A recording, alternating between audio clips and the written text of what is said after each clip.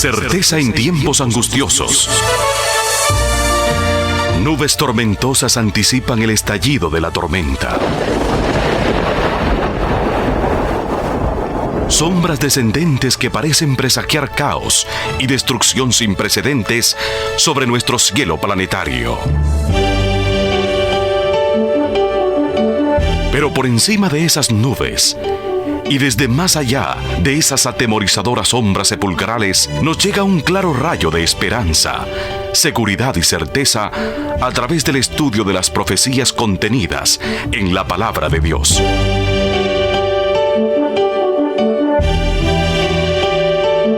Escuche la autorizada palabra del Dr. Humberto Raúl Treyer en un mensaje de valor y esperanza, porque hay luz más allá de las densas tinieblas descendentes.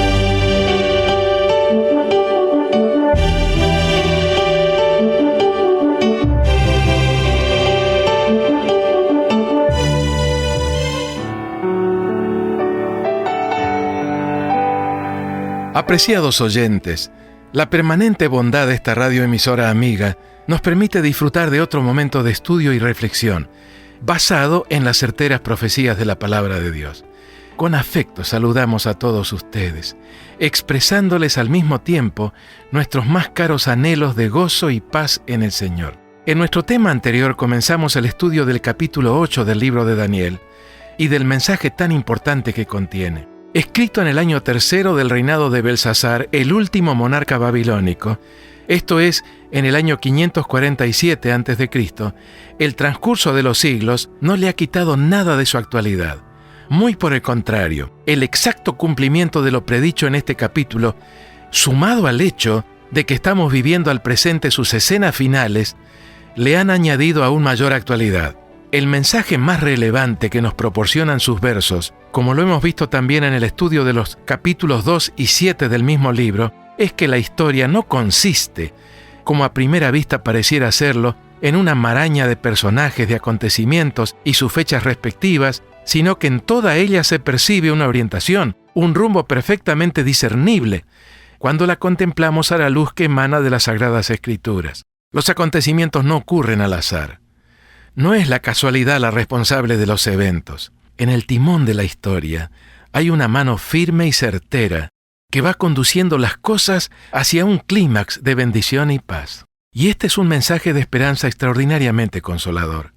No estamos sometidos al arbitrio de fuerzas caprichosas e impredecibles, sino que la mano del Creador y Sustentador nos va guiando hacia un final dichoso. Y el cumplimiento de lo anticipado confirma nuestra fe y aumenta nuestra confianza en los sabios propósitos de amor de nuestro Padre Celestial. Sí, las cosas llegarán a un final feliz, a un desenlace de esperanza y de gozo para quienes se identifiquen con los propósitos divinos. Sí, apreciados amigos, tenemos un Dios en quien podemos confiar. Luego de una corta introducción cronológica, los versos 2 al 4 de este maravilloso capítulo, bajo el símbolo de un carnero o cordero, anticipan las alternativas más notables de la historia del segundo de los imperios universales, Medo-Persia. A manera de un breve repaso de lo considerado en nuestro tema anterior, leeré estos pasajes de la amena paráfrasis comúnmente referida como versión popular. Durante el tercer año del reinado del rey Belsasar, yo, Daniel, tuve otra visión, además de la que antes había tenido. Durante la visión me pareció estar en la ciudadela de Susa, en la provincia de Elam. Miré a lo lejos y vi un carnero que estaba a la orilla del río. Tenía 2 cuernos altos, pero uno de ellos le había salido más tarde y era más alto que el otro. Vi que el carnero embestía con sus cuernos hacia el oeste, el norte y el sur, y que ningún otro animal podía hacerle frente ni librarse de sus golpes. Hacía lo que mejor le parecía y cada vez era más fuerte. Como ya lo hicimos notar, la hegemonía del imperio medo-persa se extendió por algo más de 2 siglos, entre los años 539 y 331 a.C. En los 3 versos siguientes, del 5 al 7, Daniel describió lo que habría de ocurrir después. Como el verso 21 identifica este símbolo como el poder greco-macedónico, el tercero de los imperios universales, leamos el pasaje con esto en mente y siempre en el lenguaje de la misma versión popular. Todavía estaba yo pensando en lo que había visto, cuando me di cuenta de que un chivo venía del oeste, corriendo tan deprisa que ni siquiera tocaba el suelo. Este chivo tenía un gran cuerno entre los ojos, y cuando llegó cerca del carnero de 2 cuernos, que yo había visto junto al río, lo embistió con todas sus fuerzas, y le rompió sus 2 cuernos, sin que el carnero tuviera fuerzas para enfrentarse con él. Después el chivo derribó por tierra al carnero y lo pisoteó, sin que nadie pudiera salvarlo. Hasta aquí las palabras del profeta, anticipando cómo Medo-Persia habría de caer eventualmente bajo Grecia, el macho cabrío o chivo procedente del oeste. Resulta particularmente interesante la descripción de la velocidad del avance greco-macedónico sobre los territorios del imperio medo-persa. En efecto, se nos dice que el cabrío procedente del oeste venía sin tocar la tierra. En otras palabras, muy rápidamente, lo que coincide en un todo con el símbolo del mismo imperio greco-macedónico en el capítulo 7, un leopardo con 4 alas de ave en sus espaldas, también un símbolo de la gran celeridad de su avance arrollador. La descripción del mismo poder continúa en el verso 8. Y el macho cabrío se engrandeció sobremanera, pero estando en su mayor fuerza, aquel gran cuerno fue quebrado, y en su lugar salieron otros 4 cuernos notables hacia los 4 vientos del cielo. Sí, a pesar de una campaña tan fulminante y veloz, a pesar de que todo el mundo conocido habría de postrarse bajo sus pies, el gran cuerno, interpretado en el verso 21, como referencia a su primer rey, Alejandro III Magno, no subsistiría.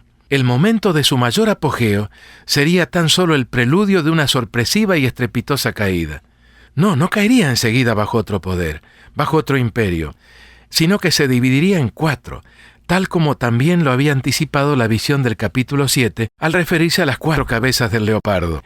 Alejandro III Magno, el gran conquistador macedónico, cruzó el estrecho de Dardanelos, llamado el Esponto en aquel entonces, en el año 335 a.C.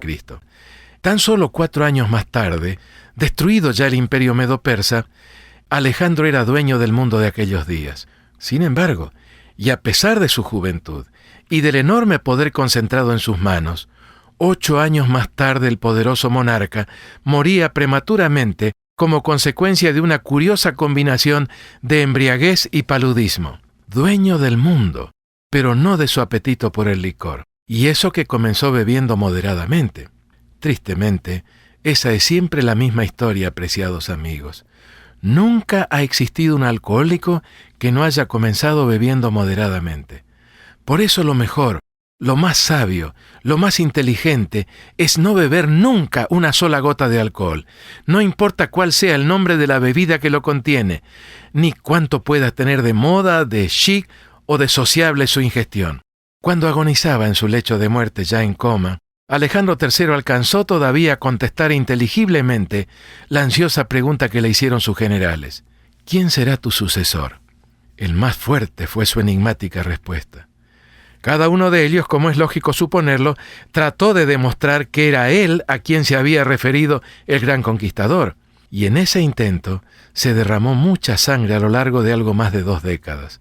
En el año 301 a.C., después de la batalla de Ipso, en el ángulo sudoccidental del Asia Menor, el imperio greco-macedónico finalmente se dividió en 4. No en 3, no en 5, sino exactamente, y tal como lo había anticipado la profecía, en 4. Las 4 cabezas del leopardo del capítulo 7 y los 4 cuernos del capítulo 8. A una división tal apuntó también la explicación de Gabriel en los versos 21 y 22.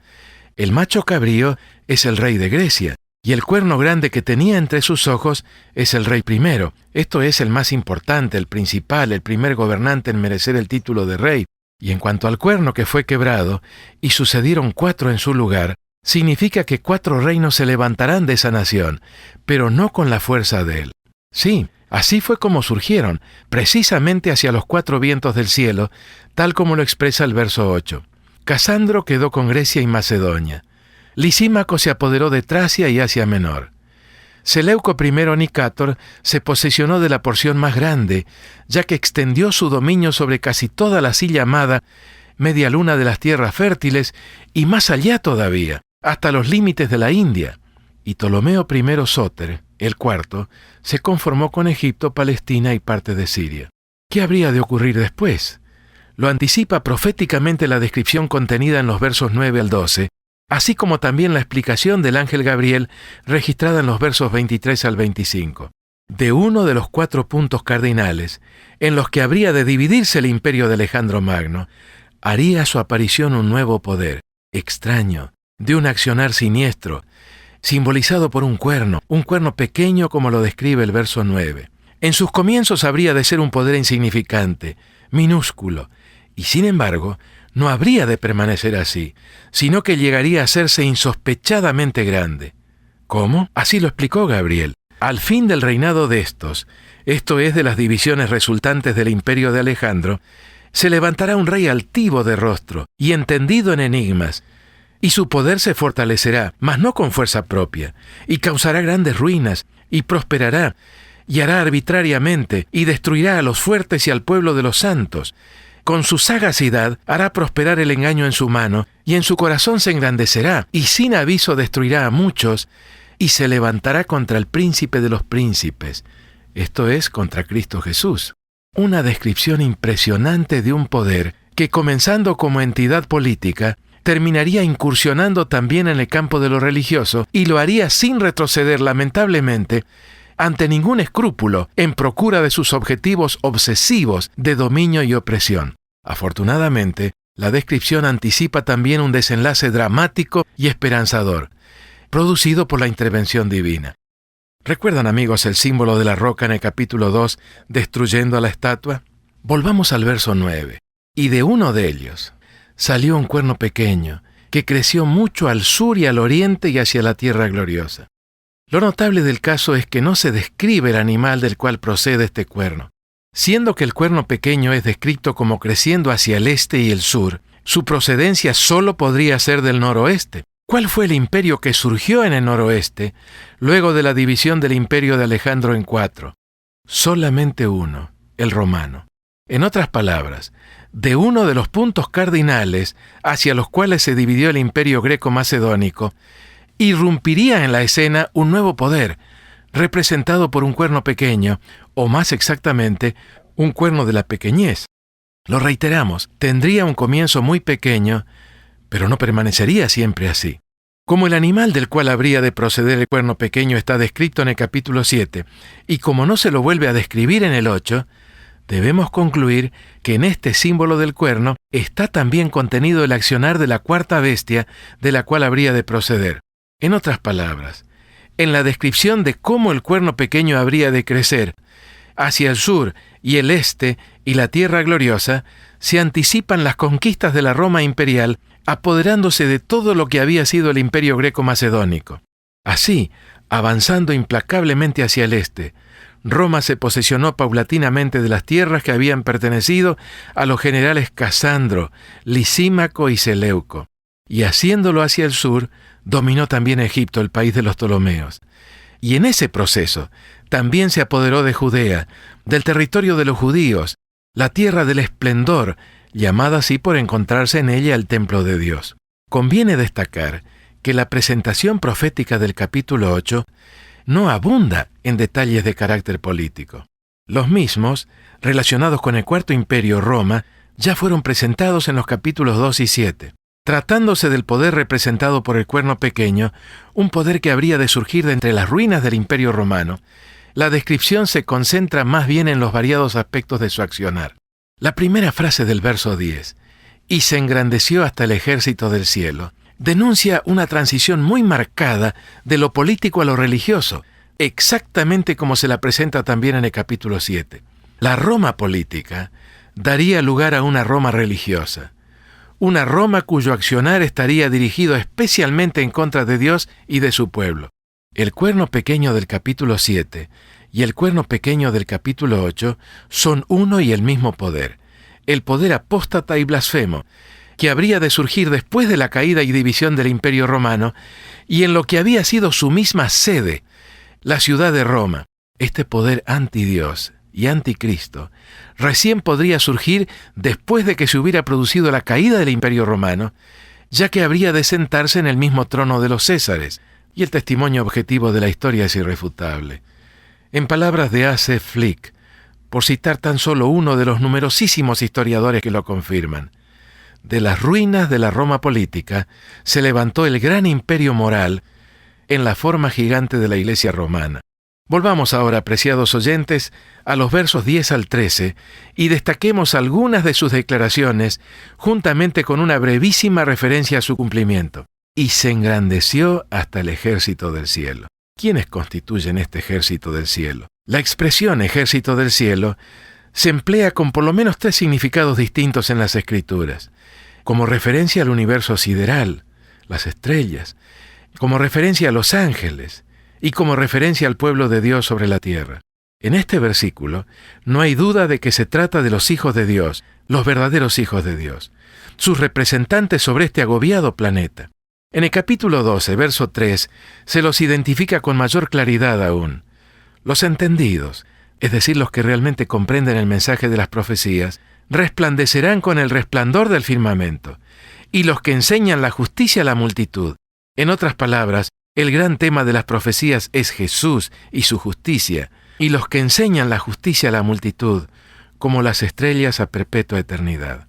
El ejército del cielo son seres humanos quienes mediante el estudio de la palabra de Dios llegan a comprender las profecías y viven de acuerdo a la voluntad de Dios. Y no solo eso, sino que también enseñan a otros el mensaje profético. Ellos son las estrellas del cielo en la tierra, reflejando en sus vidas, en sus palabras y actos, la luz del carácter de Dios. Sí, el poder representado por el cuerno pequeño habría de engrandecerse en contra de este ejército del cielo. ¿Cómo lo hizo? Declarándolos herejes, condenándolos y persiguiéndolos, como tan claramente lo anticipara la profecía y lo demuestra la historia. El mismo verso 10 nos explica cuál habría de ser el resultado del engrandecimiento de este poder en contra del ejército del cielo, en contra de los verdaderos hijos de Dios. Y parte del ejército y de las estrellas echó por tierra y las pisoteó. Persecución y muerte. Persecución. Sí, pretendiendo representar a Dios, perseguiría a los hijos de Dios. La documentación es demasiado abundante y suficientemente accesible como para que consideremos necesario recordar aquí los abismos de crueldad de este terrible poder perseguidor. En el capítulo 11, el profeta vuelve a registrar esas escenas de persecución. Y los sabios del pueblo instruirán a muchos, y caerán a espada y a fuego, en cautividad y despojo, según leemos el verso 33. Persecución. El historiador suizo Gossen comenta así el edicto del Concilio de Tolosa del año 1229, mediante el cual se dio por concluida la cruzada proclamada por este poder en contra de los albigenses, y se instituyó el tenebroso tribunal de la Inquisición. Era un decreto de fuego, de sangre y de asolamiento. En sus capítulos 3, 4, 5 y 6 disponía que se destruyeran por completo hasta las casas y los más humildes escondrijos y aún los retiros subterráneos de los que fueran convictos de poseer las Escrituras, y que ellos mismos fueran perseguidos hasta en sus montes y en los antros de la tierra, y que se castigara con severidad aún a sus encubridores. Estos decretos fueron seguidos durante 500 años de suplicios sin cuento en los que la sangre corrió como agua. En la obra de Gossen, El Canon de las Sagradas Escrituras, parte 2, libro 2, capítulos 7 y 13. Triste, muy triste. Pero avancemos. Leo ahora en el versículo 11.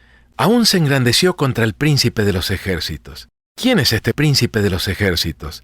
Aquel que conduce a su pueblo aquí sobre esta tierra, el Señor Jesús. En el verso 25, el ángel Gabriel proporciona esta explicación. Con su sagacidad hará prosperar el engaño en su mano, y en su corazón se engrandecerá, y sin aviso destruirá a muchos, y se levantará contra el príncipe de los príncipes. Este poder se levantaría aún contra el príncipe de los príncipes, Cristo Jesús. ¿Cómo lo haría? En el mismo verso 11 lo aclara. Lo haría tratando de arrebatarle funciones que corresponden exclusivamente al Salvador del mundo. En efecto, dice así, y de Él. Una aclaración. Algunas versiones de la Biblia rezan y por Él, pero lo correcto es de Él, es decir, del príncipe de los príncipes. ¿Qué haría? De Él fue quitado el continuo sacrificio. Otra aclaración es necesaria en este punto. El original hebreo no contiene la palabra sacrificio. Fue agregada por los traductores, quienes se tomaron la libertad de tratar de interpretar este pasaje sobre la base del prejuicio de que el cuerno pequeño fue Antíoco IV Epífanes, aquel oscuro personaje seleucida del siglo II a.C. Lo que el original dice en realidad es que este poder trataría de arrebatar del príncipe de los príncipes algo a lo cual llama la continuidad o el continuo. ¿A qué se refiere? ¿Qué es esta continuidad? Lo explica la frase siguiente: y el lugar de su santuario fue echado por tierra. Fijémonos bien, amigos, para poder arrebatar de Cristo la continuidad, tendría que echar por tierra su santuario. ¿Qué santuario?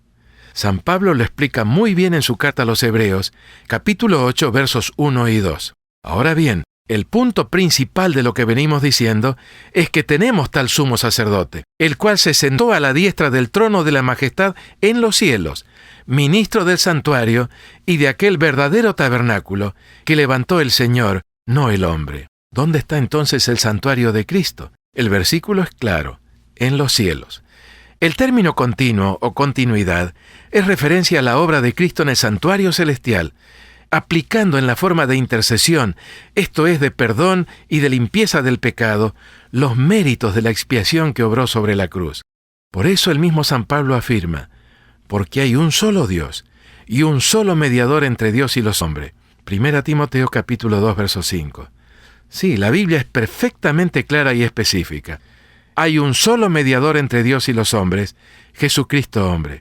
Y refiriéndose a esa ya mencionada continuidad de Cristo, el mismo apóstol asevera en Hebreos 7:25, por lo cual también puede salvar perpetuamente a los que por él se acercan a Dios, viviendo siempre para interceder por ellos. Esto es, por quienes lo aceptan como su Salvador personal. ¿Cómo fue que el cuerno pequeño pudo haber cumplido esta especificación? Y de él fue quitada la continuidad y el lugar de su santuario fue echado por tierra. Este versículo, Daniel 8:11, nos da la respuesta. El lugar de su santuario, el santuario de Cristo en los cielos, el lugar de su santuario fue echado por tierra. ¿En qué forma? Pues instaurando un sistema de intercesión y perdón de los pecados basado en un presunto nuevo sacrificio de su pura invención. Para hacerlo tuvo que dejar de lado completamente toda la enseñanza de la Escritura en relación a Cristo y su ministerio. En efecto, en la Epístola a los Hebreos, San Pablo asevera en 7 pasajes distintos que el sacrificio de Cristo fue hecho una sola vez y para siempre. Ese sacrificio perfecto, simbolizado por todos los sacrificios de la ley ceremonial hebrea, puso un fin definitivo a todo otro sacrificio expiatorio. El perfecto sacrificio de Cristo, absolutamente suficiente, es por definición irrepetible. Realizado ese sacrificio con mayúscula, Cristo inauguró su obra de mediación sumo sacerdotal en el santuario celestial y con ello terminó definitivamente con todo sacerdocio humano y con todo santuario humano en el sentido del lugar de sacrificios. Sí, mis amigos, fuera de Cristo no necesitamos de ningún otro mediador, ni angélico ni humano. Si los hubo en lo pasado, cuando todavía Cristo no había ofrecido su sacrificio supremo, todos ellos caducaron definitivamente cuando Cristo, en ocasión de su ascensión al cielo, inició su propio sumo sacerdocio. Ahora los creyentes podemos acercarnos a Dios directamente, porque junto al trono de Dios tenemos un pontífice, un sumo sacerdote que nos comprende e intercede por nosotros. En consecuencia, cualquier otro sacerdocio es por definición ilegítimo. El verso 12 hace las veces de un resumen enfático de todo lo anterior. Y a causa de la prevaricación, es decir, de esta gran estafa doctrinal, de esta gran falsificación de la obra de Cristo, y a causa de la prevaricación, le fue entregado el ejército, el mismo ejército del cielo del cual habla el verso 10, junto con la continuidad. ¿Cuál fue el triste resultado de todo esto? Lo dice la última parte del verso que estamos considerando, y echó por tierra la verdad e hizo cuanto quiso y prosperó. Sí, amigos, hay una verdad que todo ministro religioso no puede olvidar. Si lo hiciera dejándola de lado, habría razones para cuestionar la legitimidad o genuinidad de su ministerio. Si no predicara esta verdad maravillosa, realmente cumbre, de la intercesión exclusiva e irreemplazable de Cristo en el santuario celestial, ¿no se estaría haciendo cómplice de la falsificación introducida por el simbólico cuerno pequeño? ¿Cuál es esa verdad? La verdad de un sacrificio expiatorio ya realizado. allá sobre la cruz del Calvario, una sola vez y para siempre, absolutamente suficiente. La verdad de un santuario celestial, el único legítimo y válido, desde que Cristo lo inaugurara con su sangre. La verdad de un solo sumo sacerdocio, el de Cristo Jesús en el cielo. Y por último, la verdad de una continuidad, de una intercesión única y constante, la de nuestro único sumo pontífice, Cristo Jesús, el único y suficiente Salvador. El diálogo que registran los versos 13 y 14 es muy significativo. Profundamente asombrado por lo que se le mostró en esta visión a Daniel, el ángel Gabriel preguntó a Miguel, a Cristo Jesús, ¿hasta cuándo durará la visión del continuo y la prevaricación asoladora, entregando el santuario y el ejército para ser pisoteados? Claro que hay asombro y consternación en la pregunta de Gabriel. En otras palabras, ¿por cuánto tiempo se toleraría un estado de cosas tal? La respuesta de Miguel no se dejó esperar. Una situación tal como la descrita en los versos 9 al 12 no seguiría para siempre. Y él dijo, hasta 2300 tardes y mañanas, luego el santuario será purificado. El lapso de la tolerancia, de la paciencia de Dios, habría de ser muy largo, enormemente largo, nada menos que 23 siglos. Es cierto, pero al cabo del mismo, el santuario habría de ser restaurado, vindicado y purificado. Para hacerlo, seguramente Dios tendría que suscitar un pueblo, no otro que el pueblo de los santos del Altísimo, del cual se habla en el capítulo 7. No habría de ser tarea fácil la de ese pueblo. Sería mucho más fácil y sencillo presentar la verdad, pero solo mediante la denuncia podría cobrar significado la invitación de Dios, la invitación contenida en Apocalipsis 18, 4 y 5. Salid de ella, pueblo mío, para que no seáis partícipe de sus pecados, ni recibáis parte de sus plagas, porque sus pecados han llegado hasta el cielo, y Dios se ha acordado de sus maldades. Todos los mensajes que Dios envía a los hombres entrañan, demandan una decisión de parte de ellos. Y cuando hablamos de decisión, hablamos de una opción, la decisión de aceptar la invitación o la decisión de rechazarla. No se puede escuchar el mensaje de Dios en forma indiferente o neutral. La indiferencia es, en realidad, rechazo. Mis apreciados amigos, en este tema hemos estudiado uno de esos mensajes. Si el tema de hoy fue importante, y la verdad es que ha estado entre los más serios y solemnes de todos los que llevamos estudiados en esta serie, creo que lo será igualmente, y aún más, el que consideraremos juntos en el próximo programa. ¿Qué significan esas 2300 tardes y mañanas? ¿Se cumplió ya este lapso? ¿Se restauró ya el santuario? Preguntas sumamente relevantes y solemnes, y de cuyas respuestas muchísimo depende. Así que los invitamos, y de corazón, a acompañarnos en nuestro próximo estudio. Y ahora, a manera de una oportuna conclusión, ¿les parece bien que levemos una plegaria a Dios? Suyo es este mensaje, de Él procede la invitación que contiene, y solamente su Espíritu, el Espíritu Santo, puede capacitarnos para aceptarla.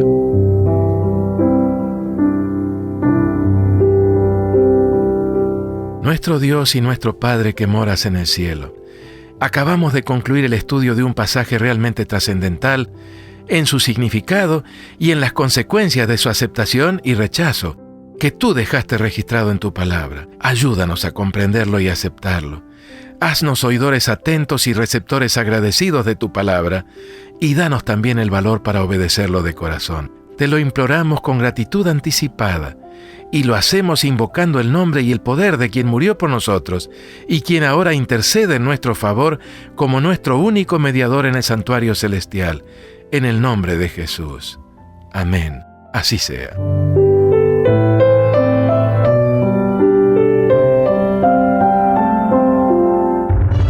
Certeza en tiempos angustiosos. Muchas gracias, estimados oyentes, por sintonizar este mensaje basado en el contexto victorioso que las profecías disciernen y señalan en la Sagrada Biblia. Le extendemos una cordial invitación a nuestro próximo programa, a esta misma hora y en nuestra emisora, con el Dr. Humberto Raúl Treyer y su programa Certeza en tiempos angustiosos. No olvide solicitar una copia del mismo. Sintonícenos. Juntos aprenderemos a poner nuestra confianza en Dios al conocer su gran plan para la historia de este mundo y para nuestra vida, porque podemos confiar en Dios.